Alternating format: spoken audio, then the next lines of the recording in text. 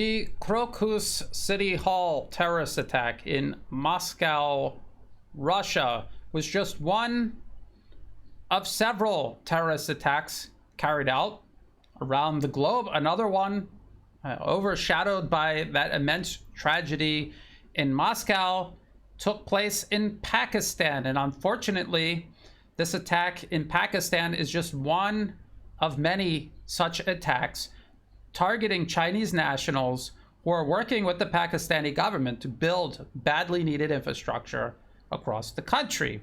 This article comes to us from Al Jazeera. 5 Chinese nationals among 6 killed in suicide bomb attack in Pakistan. Attacker rams explosive-laden vehicle into convoy of Chinese engineers hours after Baluch rebels attacked a naval base. It was actually a series of attacks recently in Pakistan. This is what the Al Jazeera article says. 5 Chinese nationals and a Pakistani driver have been killed after a suicide attacker rammed his explosive-laden vehicle into their convoy.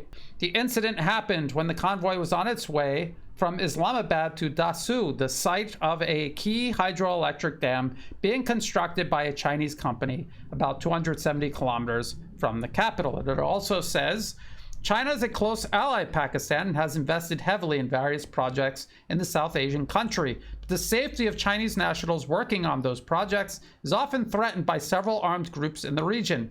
In 2021, the bombing of a bus in Dasu killed 13 people, 9 of them Chinese. Dasu is about 80 kilometers further northwest from Besam, where the suicide attack happened. The third such attack in a week. And it talks about some of the other recent attacks.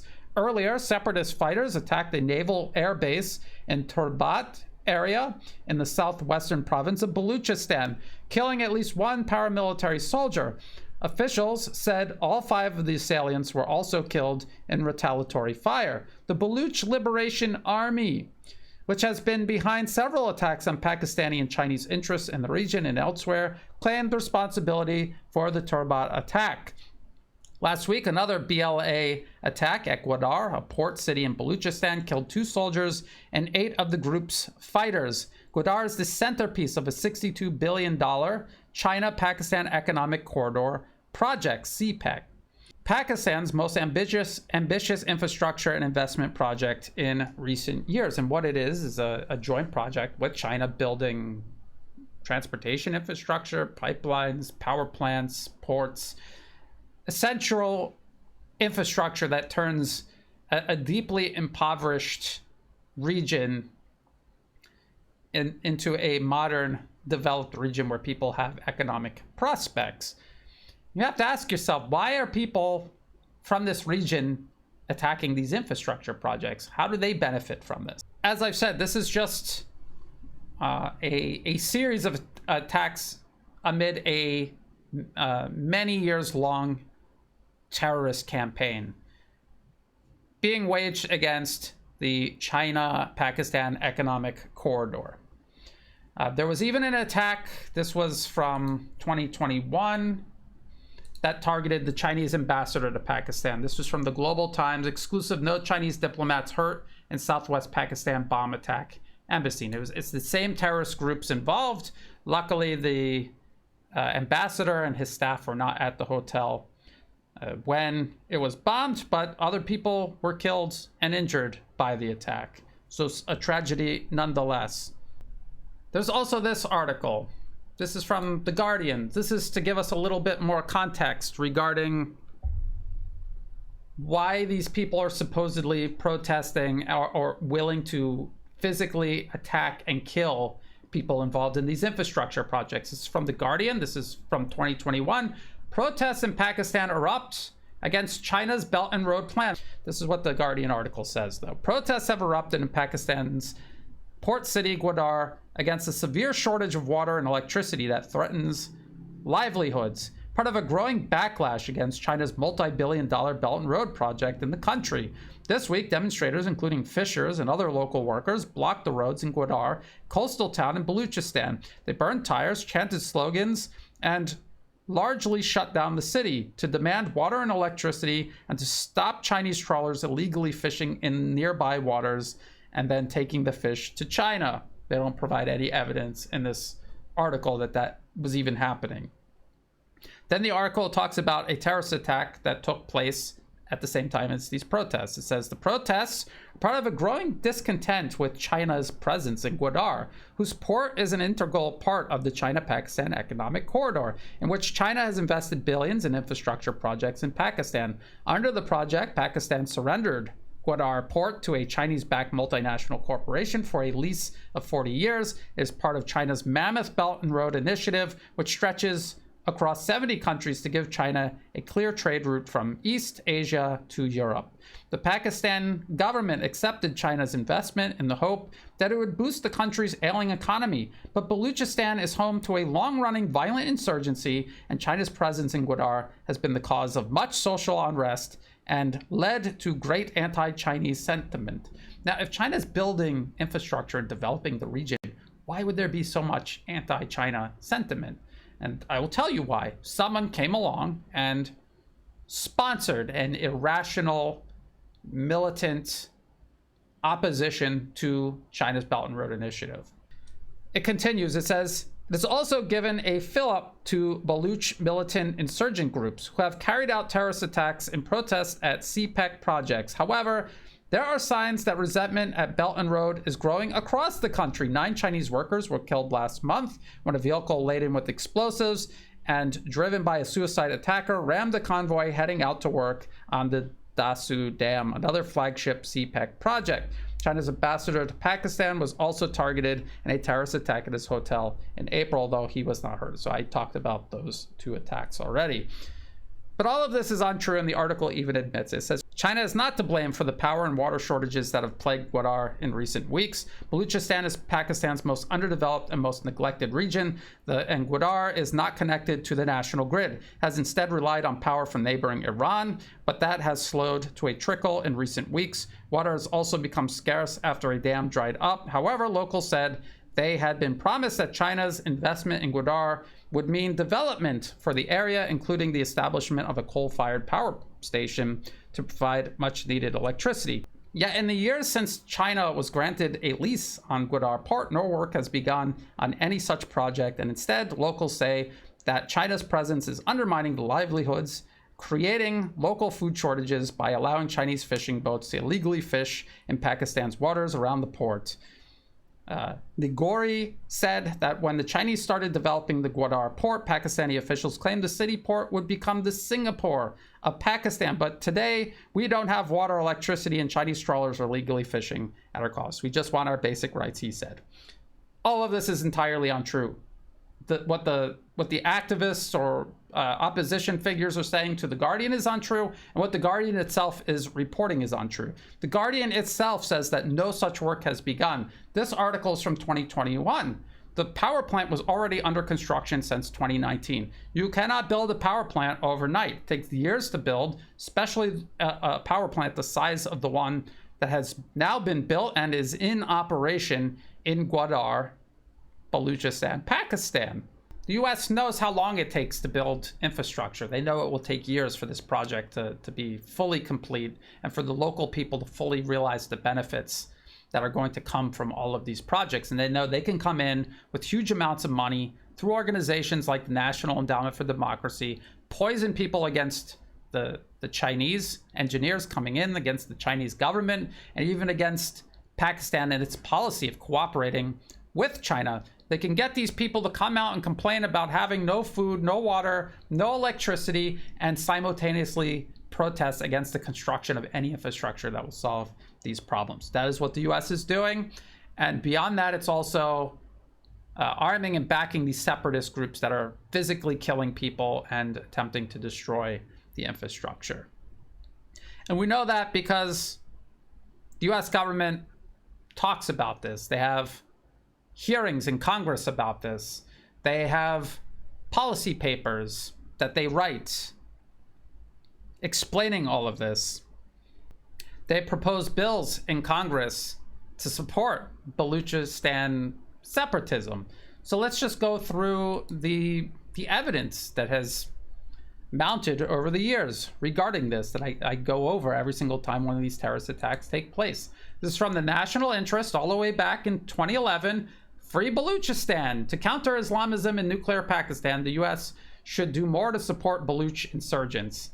This article is unbelievable. The link will be in the video description below. You have to read it in its entirety to understand just how irrational and dishonest this whole argument is, and how deliberate this dishonesty actually is. The article is talking about how the US can help Pakistan fight extremism. Because if the US comes in too openly to support Pakistan, it makes Pakistan look like a proxy of the US, which will only encourage the terrorists. That's what the article says. So the solution to doing this is to support separatists in southwest Pakistan, carve off territory from Pakistan, which the US claims are trying to help fight terrorism. And oh, by the way, it just so happens that China has a port in Gwadar in Baluchistan, and they won't be able to do that if we're able to carve it off. This is how the article actually concludes. It says, most important, the US should aid the 6 million Baluch insurgents fighting for independence from Pakistan in the face of growing ISI repression. ISI is the initials for the intelligence agency of Pakistan. Pakistan has given China a base at Gwadar in the heart of Baluch territory, so an independent Baluchistan would serve US strategic interests in addition to the immediate goal of countering Islamist forces.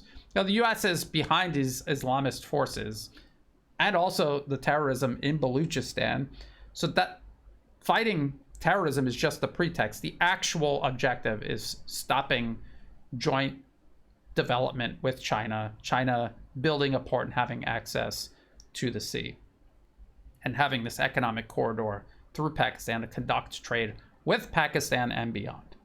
It's a way of keeping both Pakistan weak and also encircling and containing China. That is what the US is really trying to do. That's why they want to free Baluchistan. That's why from 2011, 2012 onward, the US has been supporting these separatists and terrorists. Here's an actual bill proposed to the US Congress. This is from govtrack.us. Dana Rohrabacher, expressing the sense of Congress that the people of Baluchistan, currently divided between Pakistan, Iran, and Afghanistan, have the right to self-determination and to their own sovereign country. And there's also a Washington Post op-ed that he wrote explaining why he was proposing this bill. It's right here. And again, the links to all of this will be in the video description below. This is what he says in his op-ed in the Washington Post. There's been quite a stir since I introduced a resolution this year calling for the recognition of the right of self-determination by the people of Baluchistan. I drafted the measure after a February 8th hearing, the House Foreign Affairs Subcommittee on Oversight and Investigations, that exposed horrific violations of human rights by Pakistan security forces in Baluchistan. There's always this human rights pretext that they hide behind, often based on fabricated claims that aren't even true. The US State Department, Amnesty International, and other human rights groups, all connected to the US government, funded by the US government, and used exclusively to promote these fabricated pretexts, by the way, have verified and denounced the extrajudicial killings, kidnappings, disappearances, illegal detention, and torture being used by Pakistani authorities to suppress Baluch aspirations to control their own affairs. No mention ever made about the terrorism carried out by the separatist US is backing in Baluchistan. It then says, Baluchistan is Pakistan's largest province in area and lies in the south near Iran, and Afghanistan is replete with natural resources and treated like a colonial possession. It is internationally recognized as Pakistani territory. Its natural gas, gold, uranium, and copper are exploited for the benefit of the ruling elite in Islamabad. Meanwhile, the Baluch people remain desperately poor. The province includes the port of Gwadar on the Arabian Sea, which China has been developing and may turn into a naval base. The Baluch have been dispossessed of land and fishing as a result, while construction jobs and land grants have gone to Pakistanis from other provinces. And right there, mixed into all of this other nonsense that he's using as a smokescreen. It's the real reason he's bringing all of this up. China's building a port there. The US does not want China to have a port there. So they're going to turn the province inside out, upside down, burn it to the ground if necessary to stop it. That's what they set out to do in 2011, 2012, and that's what they have been doing ever since. Then he says, the real irritant to US-Pakistan relations is not my resolution, but the policies of the Islamabad government and military. With one hand, officials thumb their noses at us, and with the other hand, they grab billions in our foreign aid. It is time Washington stopped aiding Pakistan and developed a closer relationship with India and perhaps Baluchistan. I make no apology for submitting a resolution championing the oppressed people of Baluchistan and their dealings with a Pakistani government that has betrayed our trust. And what he's actually saying is that Pakistan won't do what the US tells them to do, so it's time for regime change. And if we can't get regime change, we'll just divide and destroy their country, and we'll encourage their neighbors to become adversarial toward them. There's a congressional hearing from 2012 as well. And this is what U.S. Army officer, former U.S. Army officer, military analyst, and author Ralph Peters told U.S. Congress. You have to remember, before you listen to this, they bring these witnesses in to help shape the narrative. They're not actually interested in hearing different sides of any issue. They're bringing in people to tell them what they want to hear, and they scrape all of this together to create a pretext to move this policy forward. So let's listen. Let us start with the incontrovertible fact, and that is that Baluchistan is occupied territory. It never willingly acceded to Pakistan, does not now wish to be part of Pakistan. If a plebiscite or referendum were held tomorrow, it would vote to leave Pakistan, as would every province and territory west of the Indus River. We have a fundamental problem in that we refuse to see Pakistan for what it is. We imagine or pretend that it's a legitimate state, really in our own image, a democracy. But it's a democracy only as long as its military rulers allow it to be a democracy. It is, in fact, a miniature empire, a last artifact, along with a few other countries around the world, of the imperial age, with artificial borders, which we defend, as we do elsewhere.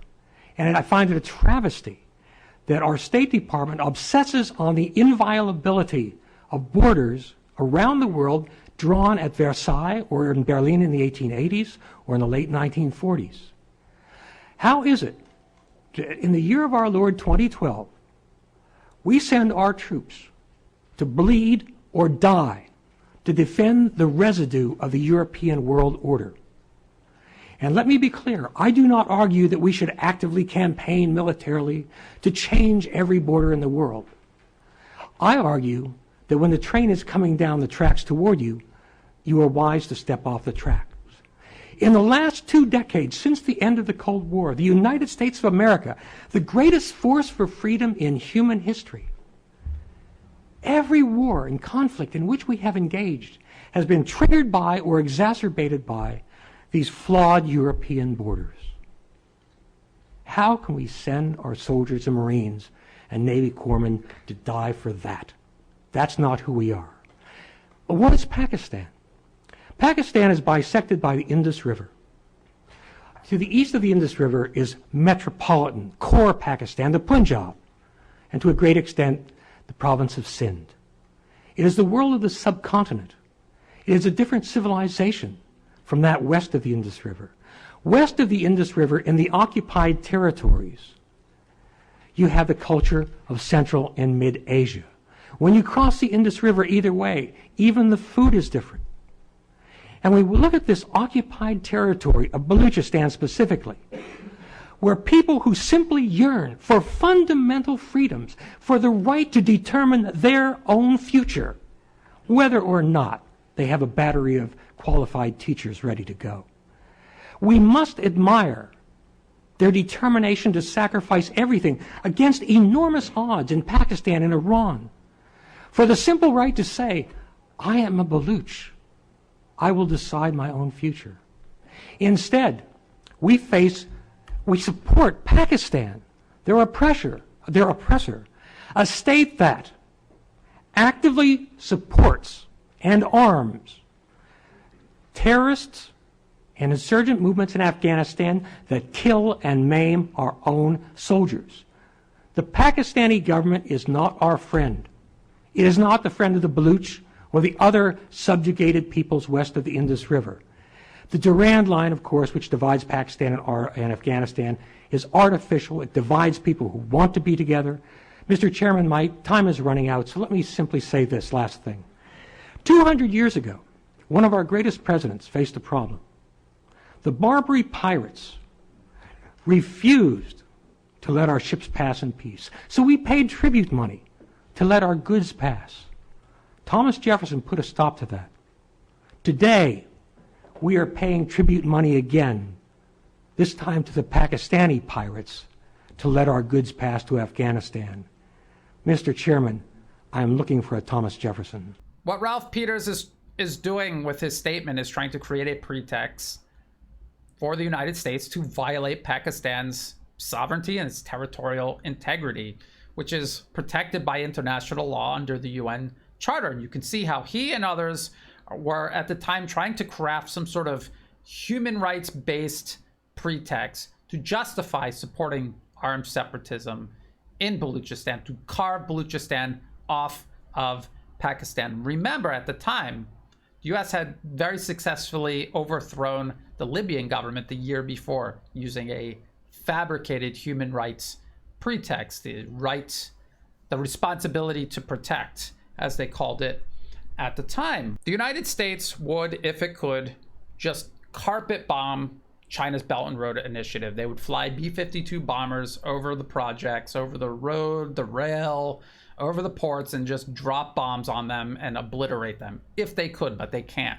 So they do the next most viable option, which is to arm and back terrorists to physically attack the infrastructure and to murder the people working on it. That is what they are doing in Pakistan. That is what this attack carried out just this month was. That is what all of these attacks over the last several years have been about. You see people in Washington openly backing the idea of separatism specifically to obstruct China's Belt and Road Initiative in Pakistan. And when you see Belt and Road Initiative infrastructure attacked or opposed in other countries elsewhere around the globe, please just follow the money and the associations, and you will see the United States chief among the sponsors trying to block the building of infrastructure. And it's not just the senseless death and destruction, it's also the obstruction of human progress that the US is involved with as it pursues this policy. This is one of the most explicit examples of the US using terrorism to advance US foreign policy objectives around the globe. When you understand what the US is doing in Pakistan, the type of terrorism that they are sponsoring and supporting, and to block human development, badly needed infrastructure by deeply impoverished people, when Moscow suggests the US may have been behind the terrorist attacks there, it doesn't seem so far-fetched. If you thought this video was useful, please like and share. Think about subscribing. It's free to do. It helps the channel grow. It helps me get the word out to many more people over time. Check the video description below for all of the links that I referenced in this video, as well as for ways you can help support my channel. I do not monetize any of my social media platforms, including YouTube. If ads pop up, feel free to skip them. They're not helping me out at all. If you do want to help support my work, please do so through Buy Me a Coffee and also Patreon. To everyone who has been helping out, whether it's a one-time donation, donations month to month, or if you have no money to spare and you're just helping share my work with others, getting the word out there, that is all greatly appreciated. That is what allows me to continue doing this work. So thank you. And as always, thank you for watching.